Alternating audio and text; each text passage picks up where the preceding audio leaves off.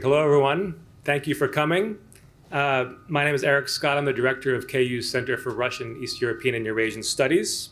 I'm really delighted to be here tonight to see this event, which we've been planning for almost a year, come to fruition. I want to thank all the sponsors who helped us organize this event. KU's Graduate Military Programs, which has been our partner throughout, especially Ashley Urban, who's been wonderful in helping with logistics. The staff and the students of KU's Center for Russian, East European, and Eurasian Studies, CREES, especially Ezra Predolats, who's over there, who's been instrumental in making sure we get everyone here together. It's been quite a feat to go back to an in-person conference and do all the logistics for that.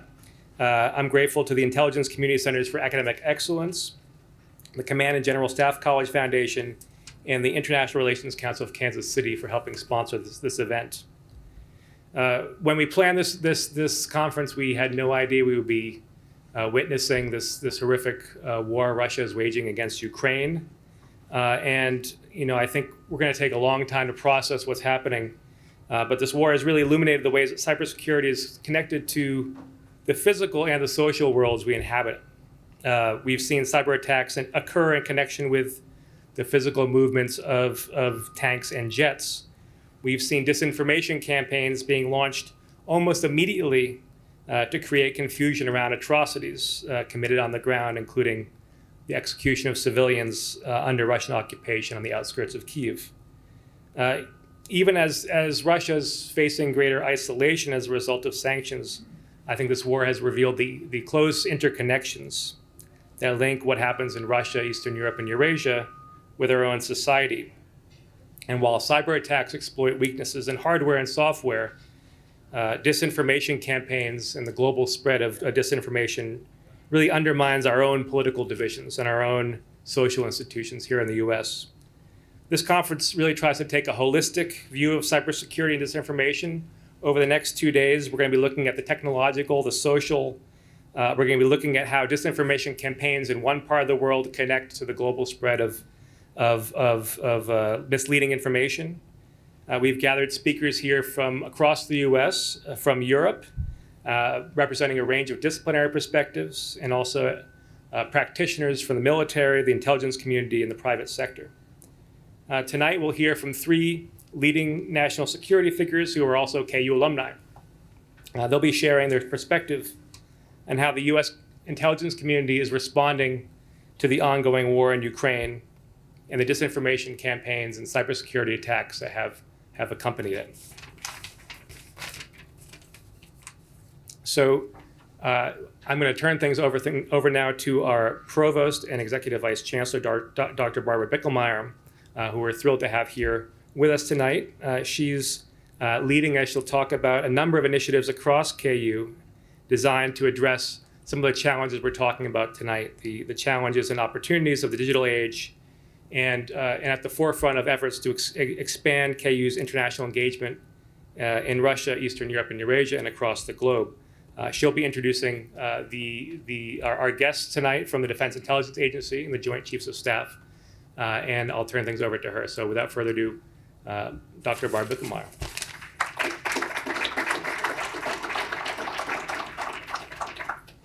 Good evening, everyone, and thank you for taking your time to be here this evening. I welcome you on behalf of KU, and let's just take a moment and recognize it's a great day to be a Jayhawk. And I want to take some time to acknowledge particularly all of those who have made the event possible, and not the least of which is Eric. I appreciate Eric Scott and his team at the Center for Russian and East European and Eurasian Studies. So let's give them all a round of applause. Thank you.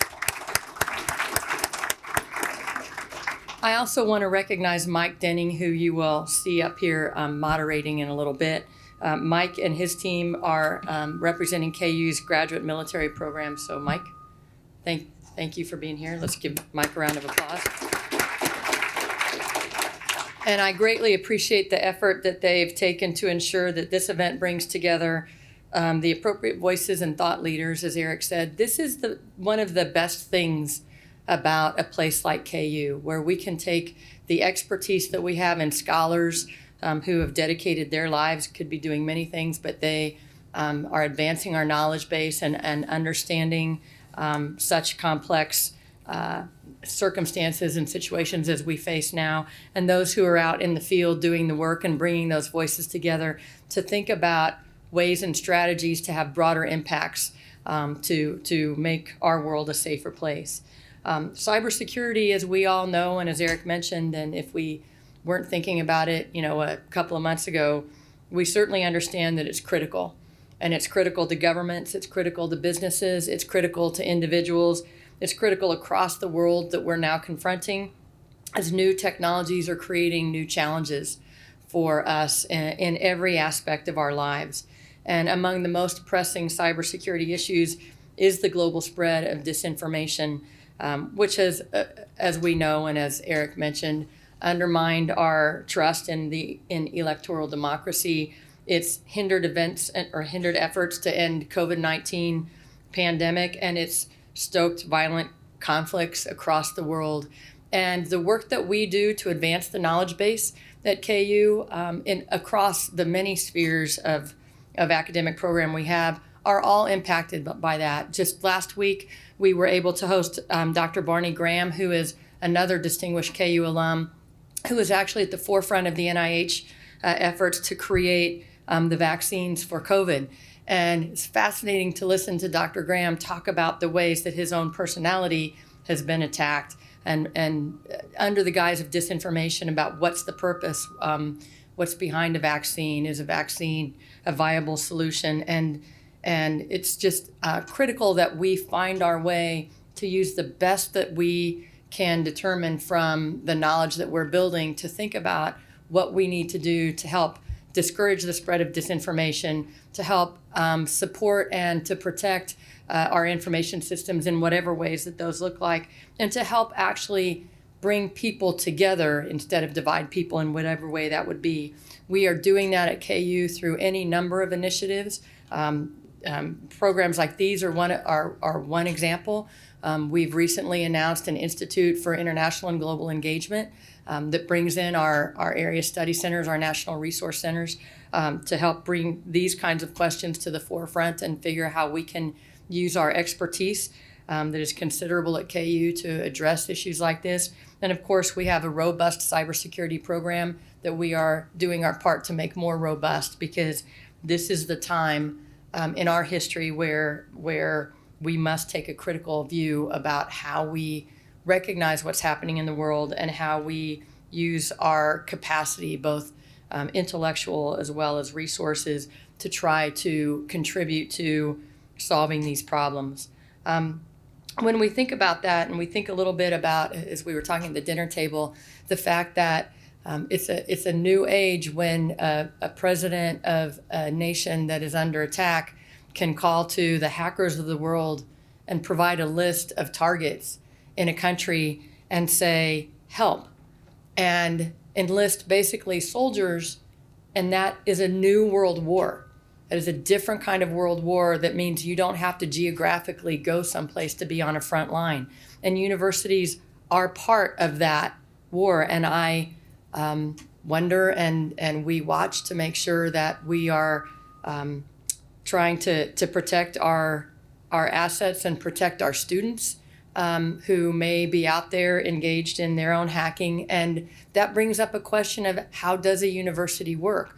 What is a university's appropriate influences? How do we make our statements? How do we move forward to advance democracy when individual agents are engaged in the use of our resources for their own means, whatever those might be? So there are no geographic borders in the same way that there were any number of years ago. There are no front lines in ways there were any number of years ago. And we have to bring the solutions as an institution of higher education and higher learning to help figure out our way forward.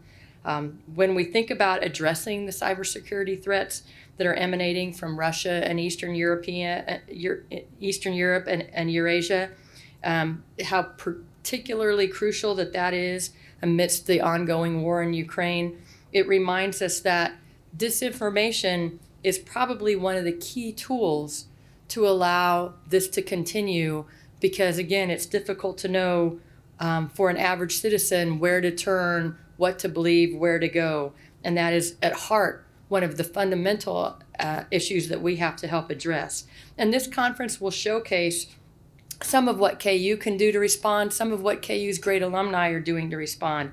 It draws on the expertise of KU Center for Russian, Eastern European, and Eurasian Studies, which is designated by the Department of Education as a Title VI National Resource Center for the study of the strategic region. It draws on our Office of Graduate Military Programs, which builds bridges between KU and the U.S. military, and particularly our relationships in Fort Leavenworth. It draws on the Intelligence Community Center for Academic Excellence, known as the ICCAE, which is a workforce development program to increase diversity across the U.S. intelligence community. KU is poised to do even more in this field with Research Rising Initiative, that launching any number of focus areas. Some of those have to do with safety and security. Some of those have to do with the human experience in the digital age. Some of them have to do with just thinking about our assets of the earth, energy, and environment, and how cybersecurity and how information systems and personal habits of mind come to play in that space. And this evening's panel is going to showcase some of the leading role that KU alumni are already playing in cybersecurity. So I'm excited to introduce our panelists. First of all, I'd like to introduce Dr. Trent Maul, who's the Director for Analysis of the Defense Intelligence Agency. So Trent, thank you for being here. Welcome to come on up. Chad Ludwig is the Senior Defense Intelligence Analyst at the DIA for Africa. Chad, thank you for joining us. Colonel Mack Curry is Deputy Director in the Joint Staff Directorate for Intelligence of the Pentagon. Thank you, Mack. And joining them in discussion is Mike Denning, who directs our graduate military programs and also leads the ICCAE. Thank you, gentlemen, for joining us tonight. Thank you again for being here to participate, and welcome to Lawrence. Yeah. My son.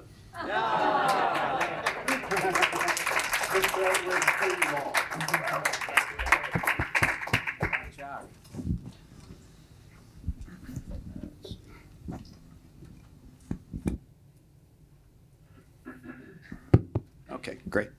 Well, thank you, Provost Bichelmeyer, for that gracious introduction, and gentlemen, thank you for being here.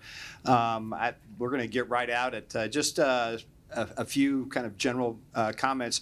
We're going to have some opening discussion up here, but what I want to do is leave as much time for you all to ask questions, because I know that there's a lot of people out here that have experience within the intelligence community, but even more so experience within Russia and Ukraine, and this is near and dear to your heart, so I want to make sure that we live as much time as possible. We will have a microphone going around for that. I would just ask when the questions are asked, if they could be somewhat concise and in a form of a question is always helpful as well. So I guess probably the best way to start is maybe just to get to know each of you just a little bit. If you can tell us a little bit about how you ended up with your respective organizations and what you do in your day job. That's great. So thanks, Mike. Thanks, Mike, and thank you, Provost, for those kind words, and thanks to Eric. There you are, for pulling this together, because this is really important. I think we can all agree that we are at an inflection point in the national security environment right now. And there is added poignancy, if not urgency, to the discussion that we're going to have over the next couple days, just given everything that's going on in the Ukraine and everything that's playing out right now, for sure. Again, I'm Trent Maul. I'm the Director of Analysis for the Defense Intelligence Agency. I think the best way to characterize my time is I was a former Navy officer. So having graduated KU, I went to graduate school. This was during the peace dividend time, so about the only thing I could do at that point was actually go off to grad school. But I was fortunate enough to become a Navy intelligence officer, and from there started an adventure of a lifetime. It was within a matter of years I reported to a intelligence shop for U.S. European Command. It's known by the name of Jack Molesworth. That's not a person, it's a building, or it's a location, I should say. And it was there in April 2001 that I showed up in uniform reporting to the counterterrorism shop, and several months later my life started, and I don't think I've really caught my breath ever since. All of the changes that we've seen over these years have been dramatic, but I think one of the things that I want to leave you all with, just in the spirit of what we're talking about, is two great forces were happening at the same time in the 90s. It was the march of liberal democracy, and perhaps it's easy for us to look back and think we were naive at that time to think that the trajectory of liberal democracy would not work quite like we thought it would in the 90s. But the reality was most of the states of the Soviet bloc actually pursued some path of liberal democracy. And we have seen, sadly, a lot of backsliding. So I think the one thing that I think is particularly important to say as well for us in my field is the other force that was happening in the 90s, which is truly the ushering into the cyber age. So it was when computing power was finally being connected in that thing that we call cyberspace. And all the hopes and dreams that we had with the cyber age, that connecting to the world's information might actually enable folks to pursue what we thought was a natural propensity towards fulfilling man's interest in freedom. And unfortunately, we have discovered all the vulnerabilities that have come with cyberspace and the current environment and situation that we're in. So I feel very privileged to be in the position that I am at the Defense Intelligence Agency to work on these issues. Over to you. Colonel Mack Curry, started off in Air Force ROTC here at KU. My dad was in the Air Force for 24 years, enlisted, and so I chose to get a commission through the Air Force. My first, can everyone hear me? It's also It's recorded. Oh, it's being recorded. I'll do that. Okay. I did my first actual intel assignment was McConnell Air Force Base down in Wichita, Kansas. I also spent 3.5 years at Whiteman with B-2s. So somehow I keep coming back to the Midwest as my jobs. Eventually went to Nellis Air Force Base, where I went through the Air Force version of Top Gun in the Intel course, and eventually came back as an instructor there. So I had a lot of things that helped develop me in my Intel skill sets before eventually winding up as the chief of targeting and really commanding all the Air Force targeting squadrons across the Air Force enterprise, and eventually my job right now where I'm the chief of targeting for the Joint Staff. So if there's something, I do all the guidance and policy when it comes to targeting to make sure everyone's doing it correctly, but also if there's something where it has to get to the President of the United States, it's going to cross my desk to make sure that what we're going after is truly valid and meets all the criteria necessary for the President to approve.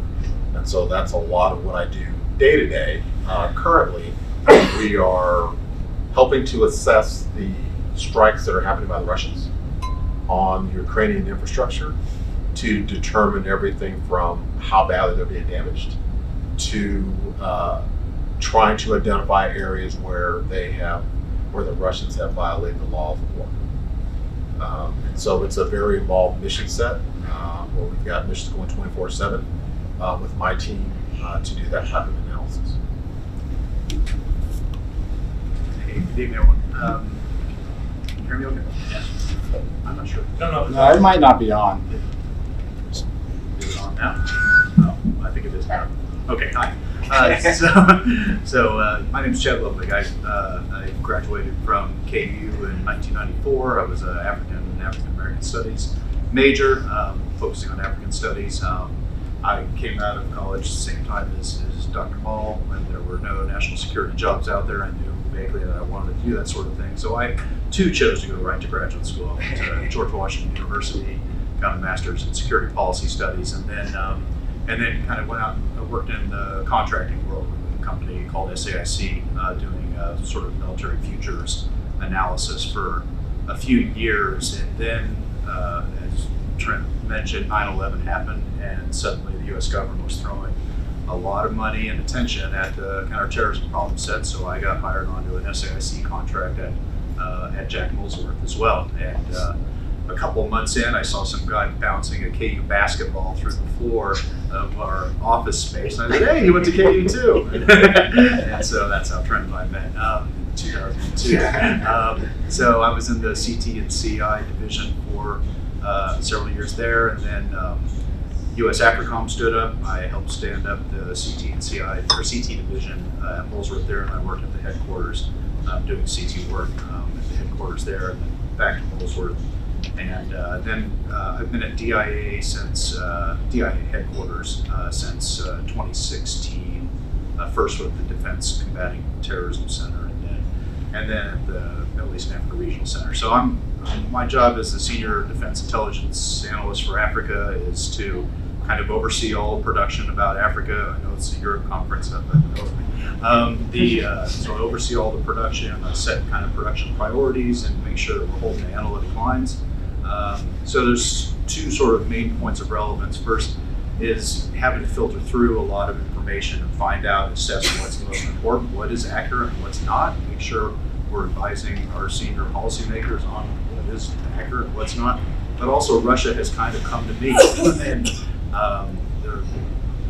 between the actions of Wagner and other PMCs in Africa, and then mainland Russian efforts as well, Africa is a real battleground right now for influence between Russia and China and the West, and Russia's very active in the disinformation sphere in Africa as well, and is having no kidding policy impacts on very high level policy impacts on several countries who are present. So it's a topic that's near and dear to my heart right now in terms of the work I'm doing. So, Thank you. And for Trent and Chad, I think although the Defense Intelligence Agency is not completely unknown to the audience, I don't think it's probably as well known as the Central Intelligence Agency, or what we think the Central Intelligence Agency is, the National Security Agency, the FBI. Can you tell us a little bit about the mission, the culture, and then how the DIA fits into the broader intelligence community? So thanks, Mike. And that's an important point. Something that I want to make sure that all of you understand is the distinction between military intelligence and civilian intelligence. And I think one of the great things about military intelligence is the spectrum of operations that it supports. From the tactical to the operational to the strategic, military intelligence is involved in all of those. And civilian intelligence often finds itself mainly at the strategic level. Yes, there is tactical aspects of it for collection purposes, and certainly in conflict zones you can find that. But every single day, a Defense Intelligence Agency officer is working alongside that spectrum. It's a global agency of about 17,000 people scattered throughout the world. That includes the defense attachés, who are present in 140 countries, accredited to about 180. But it also has analysts, my folks, sprinkled in different field offices, different locations, from the U.S. forces in South Korea to the different combatant commands that populate the globe. And it is one of the things that I would just say that also distinguishes it is, and I'm a bit biased in this bit, is it was really created as an all-source analytic agency. And this is one of the main points I want to get across. Yes, we have those attachés. But when it was founded in 1961, it was largely framed because a lot of the services weren't trusted to give their own independent, objective viewpoints on their requirements, on the security environment. And we, like in similar fashion with the creation of the Department of Defense, as well as the Secretary of Defense. This was also stood up to be a one shop that speaks for the department on a lot of the things, whether it be the systems that we are up against from an adversary to the actions, capabilities, and the intents of those adversaries. I'll leave it there for Chad to go from there. Yeah, so just a few words about kind of the day-to-day life of analysts at DIA. So it's a huge variety of different work types. So when we were at the combat commands, for instance, we were all-source analysts supporting the combat commander, the J3s, working for the J2. So when those DIA analysts are out there, they're supporting the combat commander in terms of operational planning, operations, and just sort of day-to-day intelligence analysis, help them understand the theater. Whereas at the headquarters, we tend to be more focused on supporting Pentagon leadership, especially the Secretary of Defense. So our products regularly go every day go in front of the Secretary of Defense. Also, national leadership. We are one of the intelligence community members, so we do participate in that sort of milieu as well.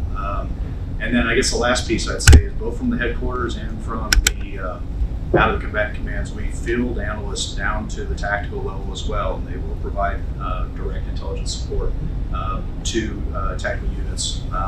So it's a pretty great variety of work that you get to do, or you just have the option to do. And then Trent mentioned the field analysts as well, so some analysts work out of embassies supporting the defense attaché offices. So it's a really good sort of variety of work that you get to do as a DIA analyst in terms of the customers that you support, both the tactical, operational, and strategic policy impact that you can have with the analysis that you're doing. Yeah.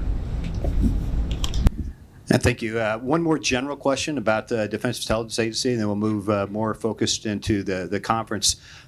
You both have mentioned the work of analysis and analyst several times. Can you describe that just a little bit, thinking about what the actual work of an analyst does with the flood of raw information intelligence that is out there? How do they actually work towards a finished product? And then finally, how do you make sure that it's not biased, either politicized or cognitive? So this is truly our value-added proposition as intelligence professionals, as intelligence analysts, because it's the tradecraft that we adhere to that sets us apart from those who merely have an opinion. And it's much like the rigor that is in academic research, because you are held to a standard by which you are challenged, and through peer review, you have that sort of, rigorous challenging. Tradecraft actually performs a similar thing, so does the coordination rounds that we have to do. Every day, massive amount of information goes into an analyst's workstation. And it is different than when I first started. There are a lot of similarities in the way that the message and the information is handled, but it's all sources now. There's the exquisite stuff that we pay lots of money to steal very important secrets from around the globe. And then there's all sorts of social and new media that we're combing to actually give us an advantage as well. And the volumes of information that we're talking about is extraordinary compared to my day. So at this point, you're starting to see human and machine teaming, which is a distinction from my time. So in a lot of ways, that the machine starts to triage information for the analyst to know what is important for that analyst to look at. You have to teach the machine tradecraft as well. You're essentially teaching a machine and its algorithms that tradecraft that you have to uphold, and to make sure that there's a confidence level when it is triggering information to you, that it is of a certain confidence level that it warrants the analyst's time to look at. Now, they are looking at more of the volumes of that information than letting things hit the cutting room floor. But we're getting to a point now where human and machine needs to team. And I think that's an interesting distinction and something we need to think about for this conference. Can you grab this one? Did you want to add on to that? I don't think that's working. There we go. Yeah, just as somebody who's, I'm sitting there overseeing the analysts every day. I think Trent really seized on the big picture piece. Absolutely, we got to take better advantage of automatic tools, machine learning to kind of filter through just the sheer volume of data. From a day-to-day standpoint, the way that we do that, we kind of filter out the bad stuff and go with the good stuff, is very much like academia, though. Like, you look for corroboration of information. Does this corroborate? And you look for the value of the source. Like, is this a reliable piece of information? Is this somebody who is biased that's providing this information? Is it from a press source that's biased? So a lot of it is just vetting and validating the information. A lot of it also sort of relies on your expertise and just time on target. Like, there's sometimes you'll see a message that you think, wow, that's really weird. And either it's a groundbreaking message, or you know the topic really well, and you just know that that doesn't jive with the way that this is probably shaking out. A lot of times that's how you pick up on disinformation campaigns, because it doesn't make any sense, and maybe you're not the intended audience of that message at all. That may be intended to influence other people, not you. So anyways, but a lot of it is like academia, maybe faster paced, but you're looking at information coming in from multiple places, and you're running that information against other information that you have, and you're running against your own expertise, and then you put the product together. You're running it through pretty rigorous tradecraft reviews, clearly identifying where the sourcing comes from, so the reader can also make their own independent judgment of the information, and clearly identifying what's assessment versus what's fact versus what's assumptions, and the last piece is the collaboration piece across the community. You can very easily get down in your own sort of wormhole, convinced that you're right about something, and you have somebody that's at another agency or another division, another center, that looks at it with a fresh set of eyes and can say, hey, you missed something here, or hey, like the way we divide it at DIA, I do the Africa side, and then we have a European center that does the Russia side. So they're in charge of looking at like Wagner specific goals, right? So they may think this makes a lot of sense from Wagner's perspective, but I may say, look, that African leader would never do that. It doesn't make any sense. Or vice versa. I might think that this is their goal. Like, no, this is not Wagner's business model. That collaboration is really important, because you have the crosstalk, and you have the sort of the cross checks on that sort of thing. So, kind of from a day-to-day standpoint, that's really how it kind of works out in work. So.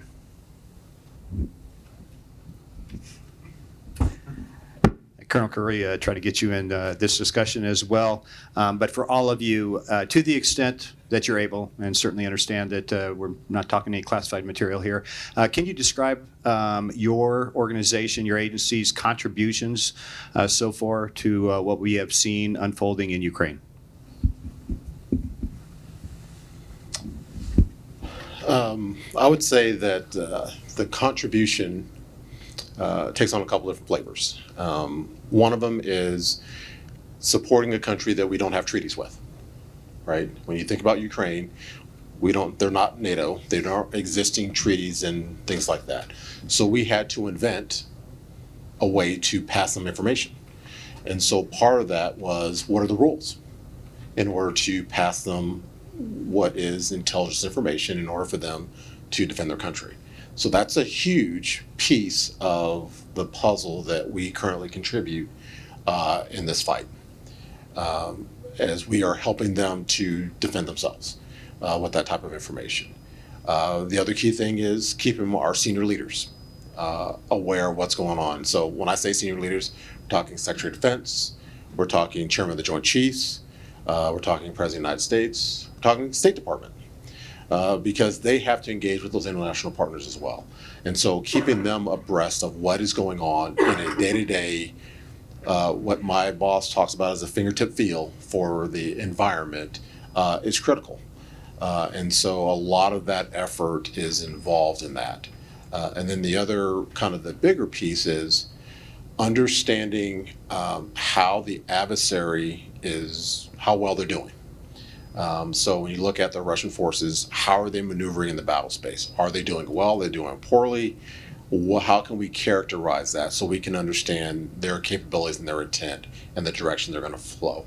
And so all those kinds of things are what we do from a day-to-day standpoint to not only keep ourselves informed and keep our leadership, but also the EUCOM commander, right? Because that's his backyard, right? He's responsible for those operations, and he's also got to keep our NATO partners understanding what's going on. So there's that also information sharing with our NATO partners, because again, they turn to us as kind of the resident experts on a lot of things, and they provide their pieces and parts as well.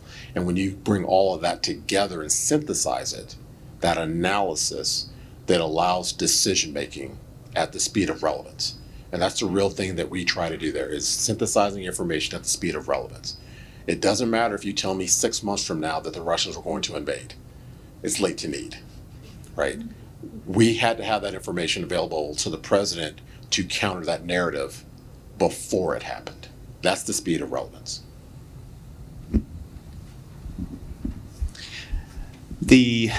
I would say that the U.S. intelligence community's assessment with respect to Ukraine has outpaced the Western intelligence organizations, in as much as there's a lot of shuttle diplomacy going on to let the Western intelligence organizations know what we had. The fact that we were the ones that said that Russia was going to invade Ukraine, when there was a lot of discrepancies about that as far as the other countries.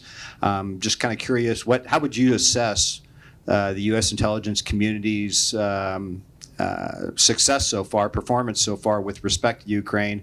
What have we got right? What surprised us, and where do you see this going?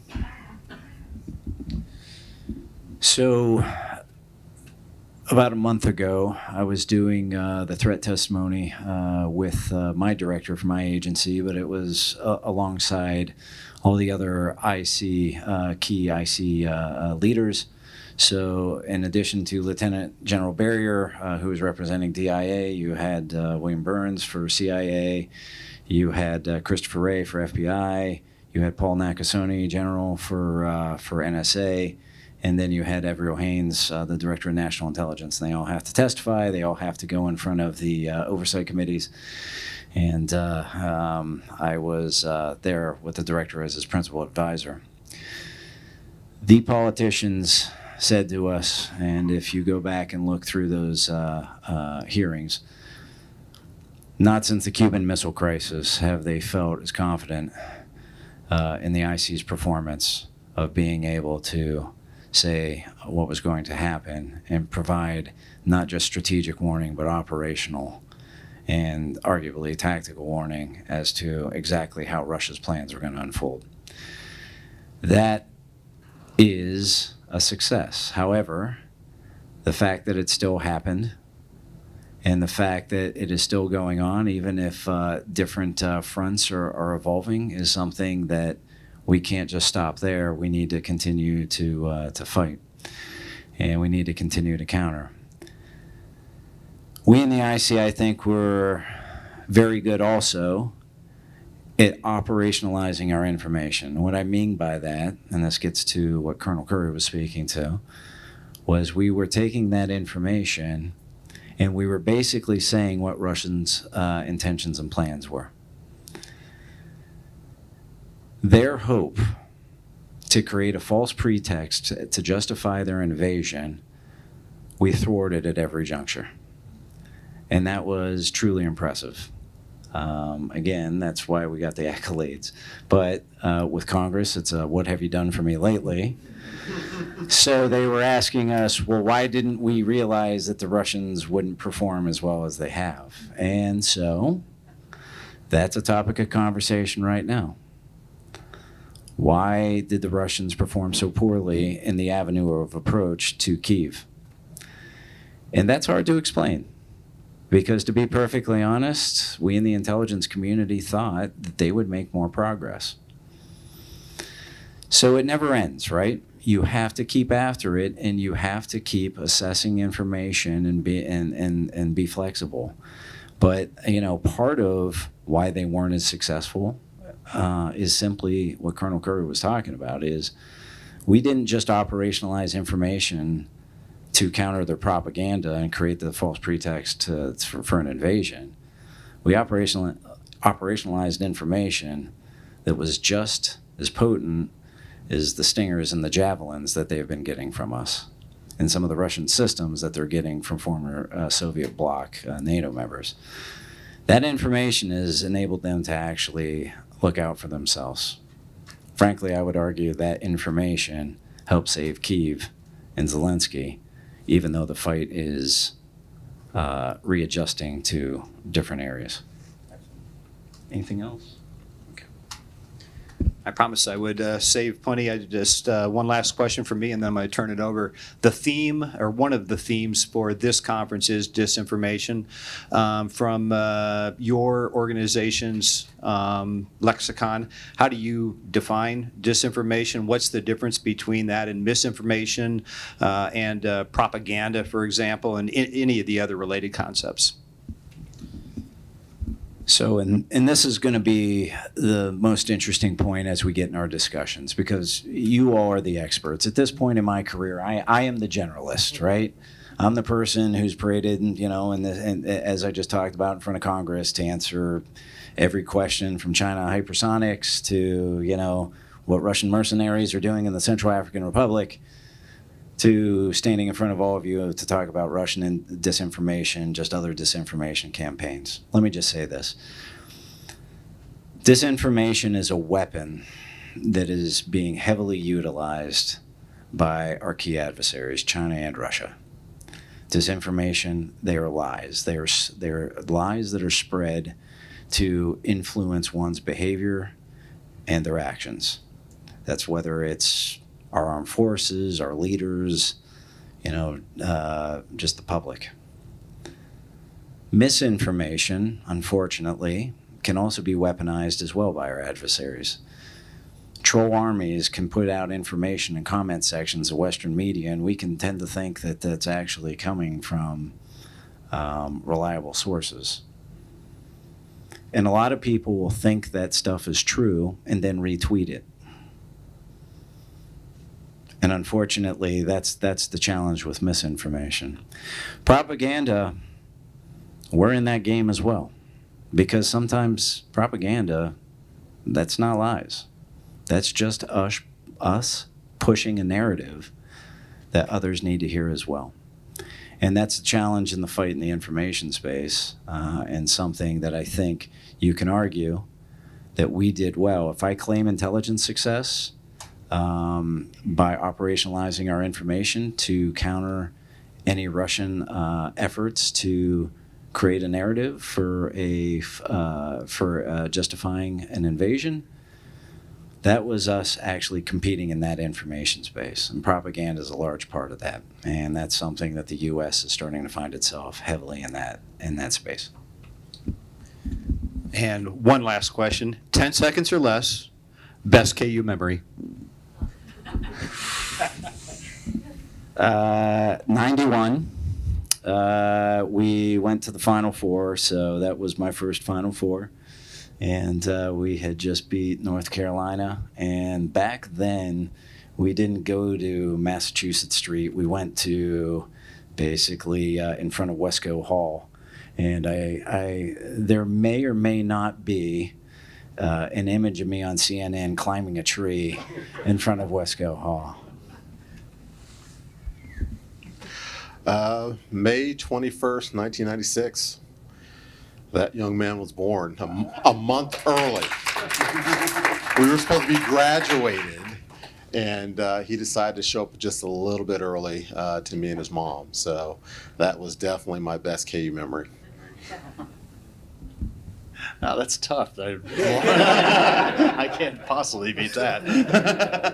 Not that it's a competition. It's a little more prosaic. I have a lot of great memories at KU. But it's actually just a silly thing I was thinking about on the drive up here because it was bringing back so many memories driving back. And it's just going out for my 21st birthday with my friends, my housemates, at the Vault, which I don't even know if that's still down on Mass Street or not. But it was just looking back on it, it was such a quintessentially sort of KU experience. Just students going out and kind of having a good time, with your buddies. On your 21st birthday at a bar on Mass Street, and I was just thinking back, like, that was a good time. So yeah. Okay, so with that, I think probably the best thing is for me to just pass this around. Ani? Hi, quick question.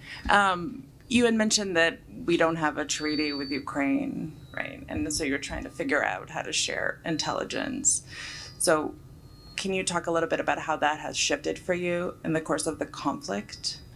And it was Colonel Curry. And as a follow-up question, you mentioned at the very beginning that there's playing by the rules of war and not playing by the rules of war, right? Which I assume is a reference to potentially genocide. Is there a discussion of, are we using labels like that in U.S. government circles right now? And with reference to Bucha, with reference to Mariupol, and how does that change the strategy if that's involved? Was that concise enough? Yeah, it was good. Okay, so information sharing. The big thing was our Director of National Intelligence, right? That was something that was created after 9/11 to kind of coalesce all of the IC and kind of give that general guidance that we did not have before. And so she issued policy guidance that we could all adhere to. That was the quintessential moment when we all knew what the lanes of the road were. So instead of having to guess or figure out what was right or wrong, she laid it out for us, which was important. It was critical. It was absolutely necessary. It took some time because you have to have lawyers to review it. You have to have listen to normal policy, National Security Council, everything else. But when we got that document, we knew what we could and could not share. That started an ability to transform how we're doing business. The other things that we were able to do was get some policy changes to allow us to share. And so when you do that, we set a new, what I consider a new benchmark for information sharing that we would have never done before. We would have been in the past, I got a secret. I am not sharing, you're my best friend, I still cannot trust you. Even internal to ourselves, we were not trusting. This is the most open I've ever seen the IC in a crisis. And I've been in quite a few. And so I would say that we have shifted tremendously to the point where the Ukrainians are using our information to save themselves. And so that's an important transition, and I think we've set the new benchmark. And I'll turn it over to Dr. Maul. So, Connie? Annie, sorry, I misheard. With regards to atrocities, you've heard what President Biden said and what he called Putin. And you obviously hear what President Zelensky is saying as well. So the administration then has to ask itself, is it going to try to follow up on that claim and make the case? Now that's in a policymaking arena. Intelligence does support. We've done it in Bosnia. We've done it in other conflict zones. I can't confirm that a demand signal has been asked for something like that. But it wouldn't surprise you that if POTUS is asked for something, that the administration would be working through how they would make the case for something like that, and the intelligence community would be involved.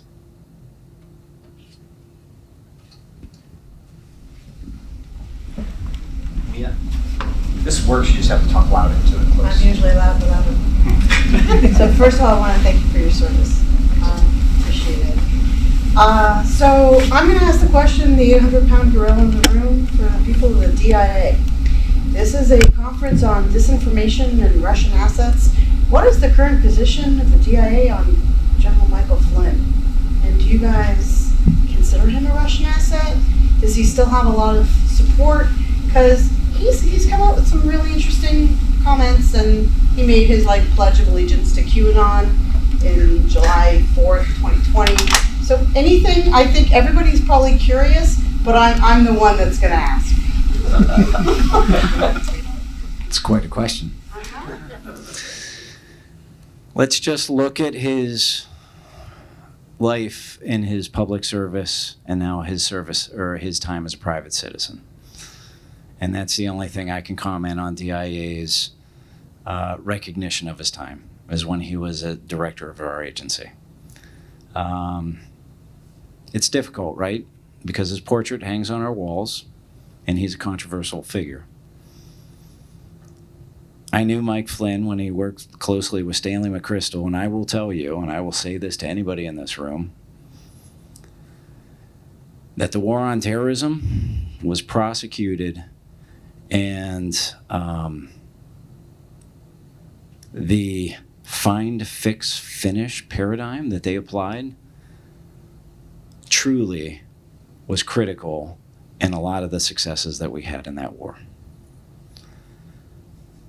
In a lot of ways, he did some amazing things when he was in uniform in his service.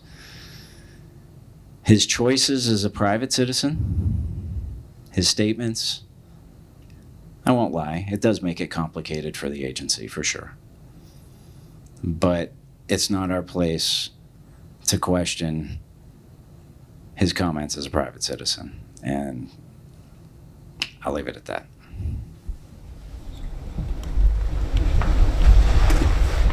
You mentioned things happening in the 1990s.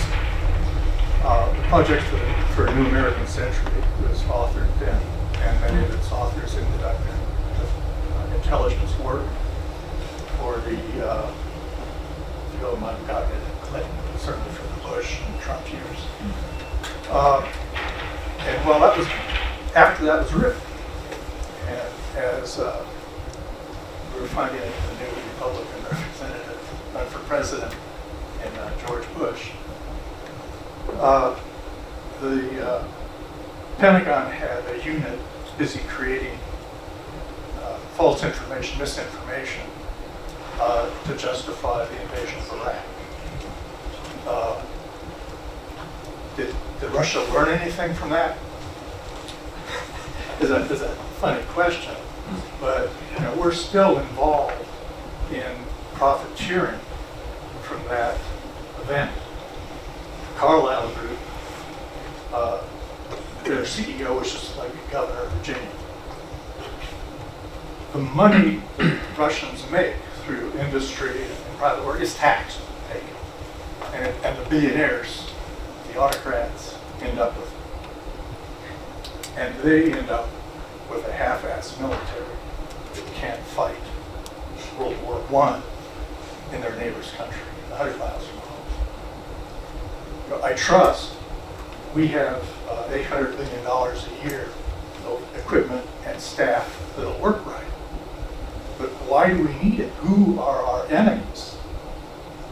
Is it the cyber criminals? And if so, why do we need an $800 billion, 800 stations around the world to fight it? Thank you.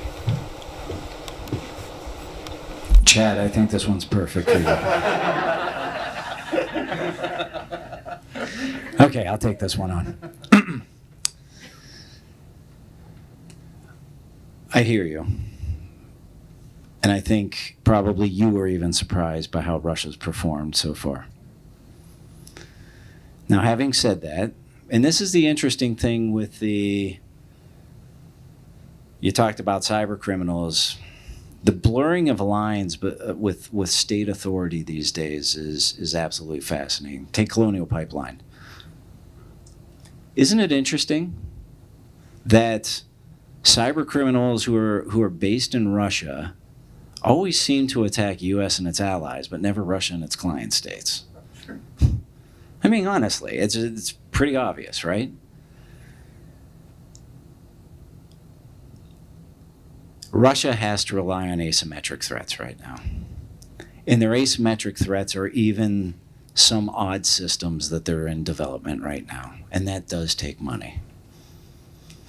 But I'll talk about the $800 billion question I'm not going to comment on, as an intelligence professional, whether it's right to be 800 billion or what it should be. It's not my place.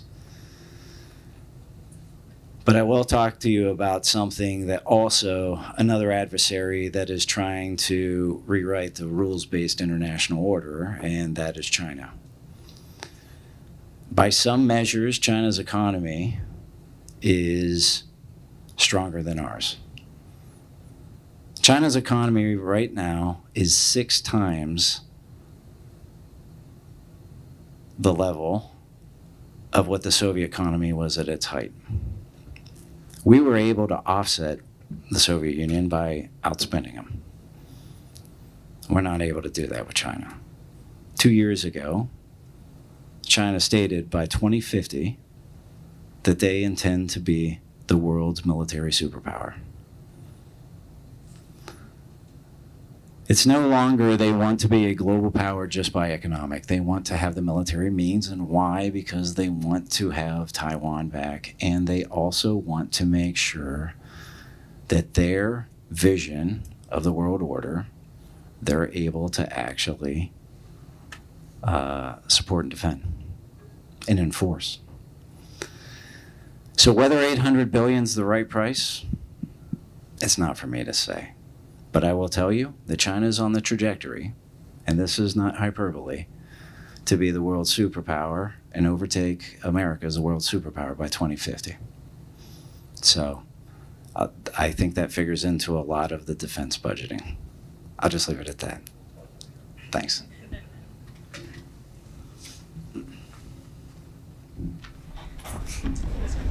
Yeah. Poor girl Mack.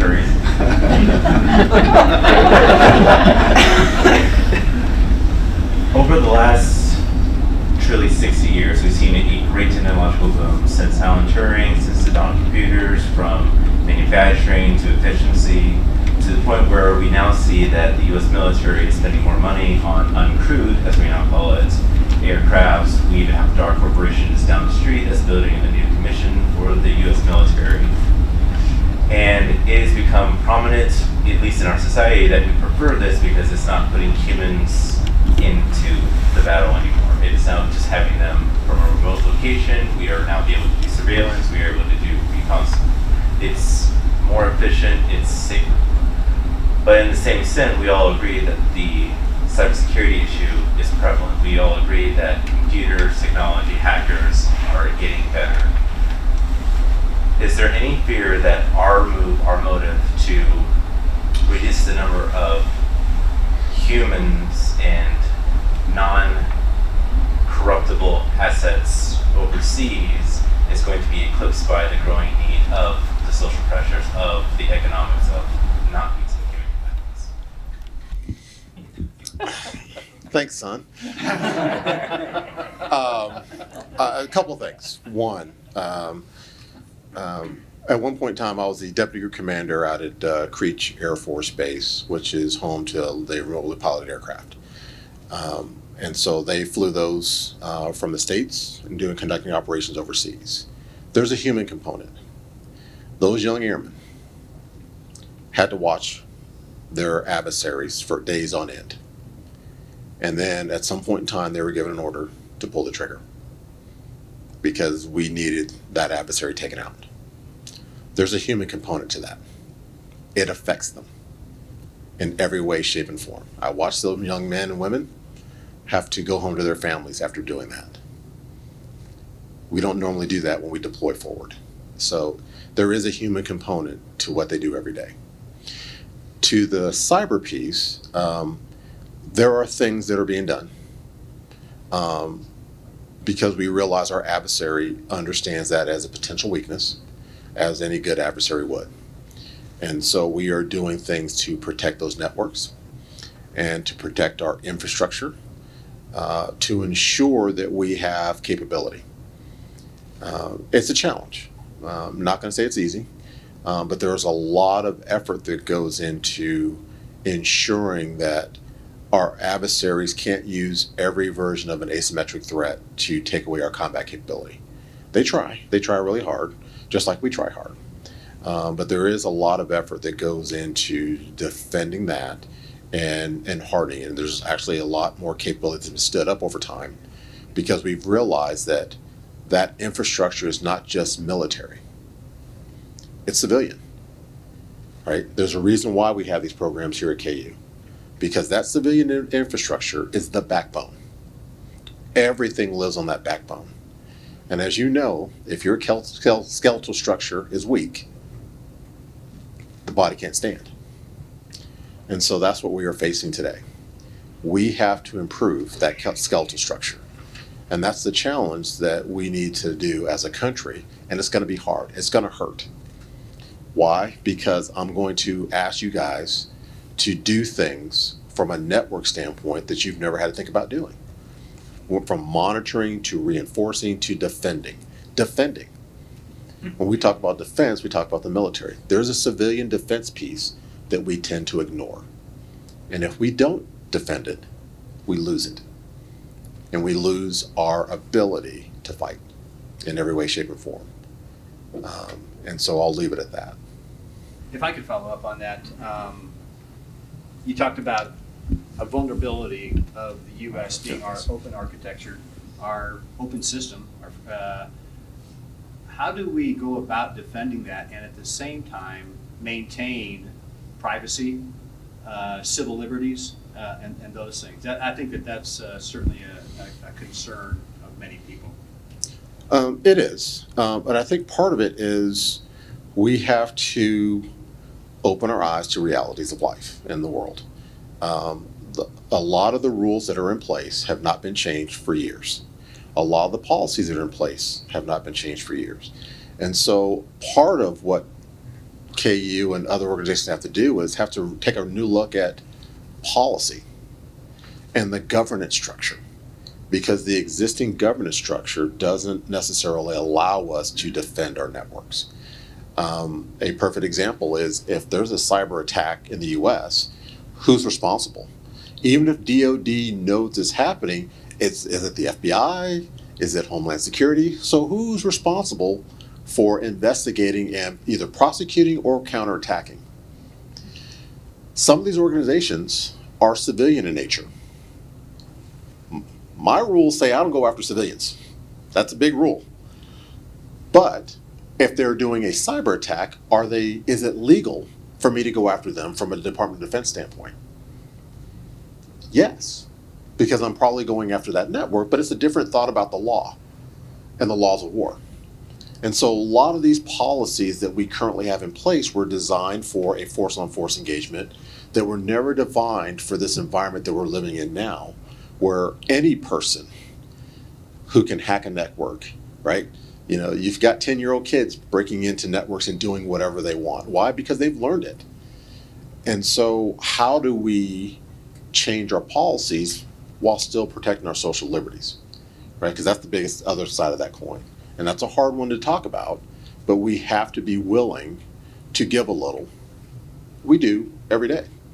There's a reason why there's seatbelt laws, right? Because it's not designed to protect people for a reason. We have to be willing to change those cyber laws.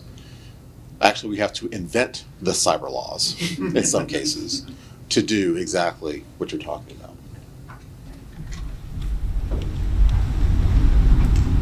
On that note, and just taking that a little bit further, this is a question in terms of how you're thinking, because all of a sudden, historically, we're talking about defense and we're talking about adversaries. We know that who they are, they're nation states, and they're geographically located, and there are conventional aspects of war.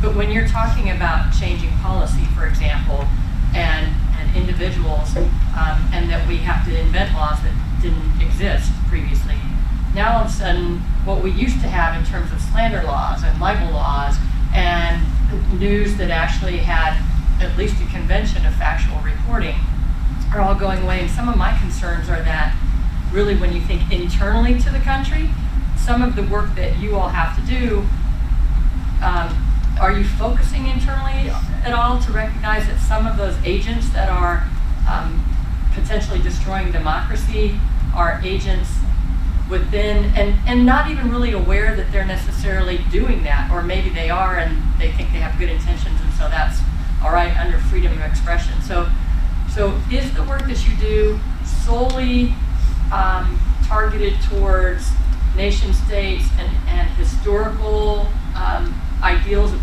or notions of what defense is, or are we starting to think from a government and a military sense that we have to turn inward a little bit to where the adversaries of democracy are, and that we have to more proactively think about updating laws that used to exist that no longer exist in a cyber world?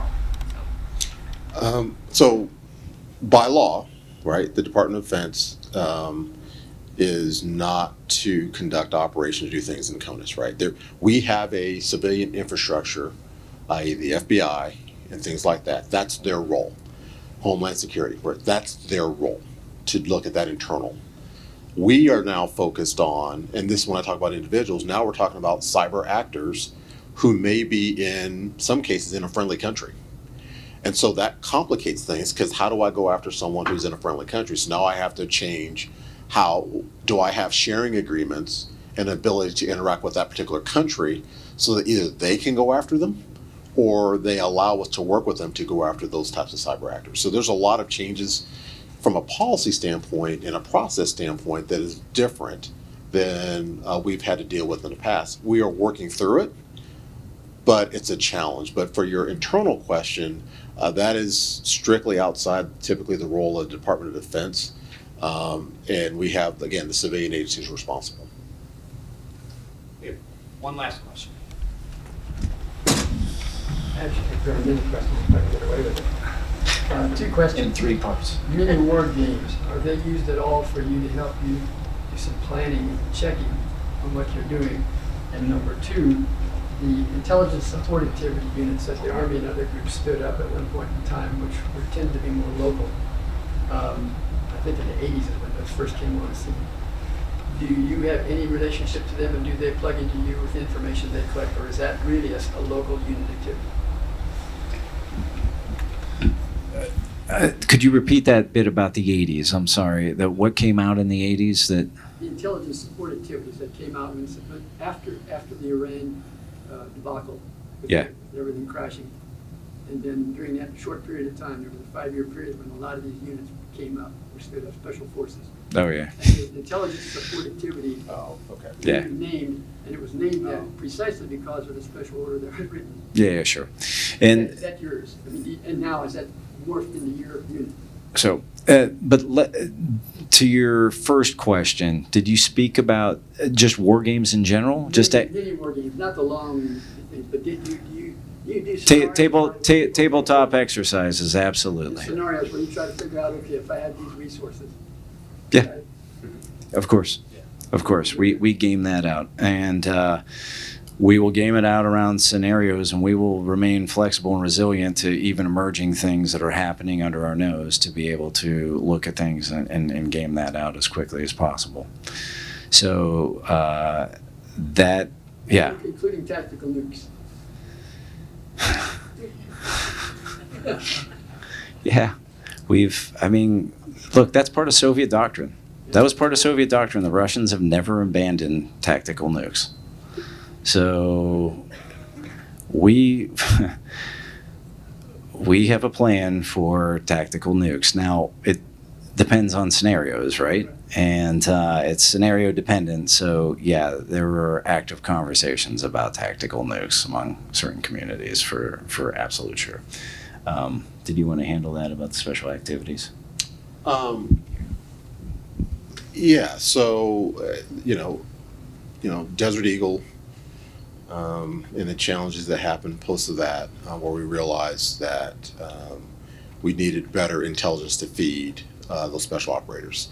And so now they have dedicated intelligence organizations that provide direct support to them and even deploy forward with them to provide that information.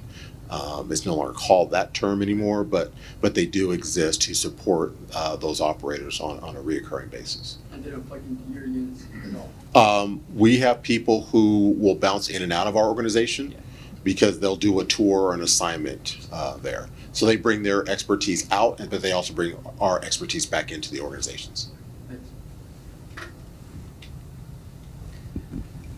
Let's give a big round of applause for our speakers.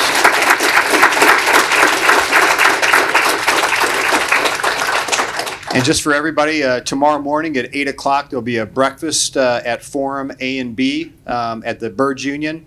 And at 9 o'clock is when we'll start off our conference. And any questions from the audience about that? Excellent. We will see you all tomorrow. Thank you again.